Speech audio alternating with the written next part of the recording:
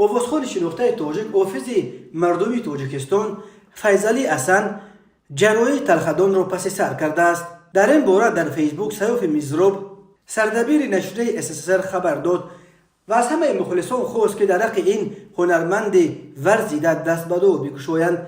فیضعلی حسن آوازخوان، آهنگساز و حافظ مردمی تاجیکستان سال 1948 در نوحه شوراباد به دنیا آمده است. او را همچون پیرو و دوام دهنده سبک آدینه اوشم یکی از هنرمندان نامی تاجیک می‌دانند. فیضعلی حسن به خصوص در سراییدن ترانه‌های مردمی و فلک راغی معروف بوده. سالهای آخر ترانه‌های صوفیانه و مذهبی نیز زیاد اجرا می‌کند. این هنرمند شناخته همچنین یک مرد پرظرافت نیز نام برآورده است. در بین مردم در حال لطیفه پنج شده است که قهرمانشان فیضعلی حسن است.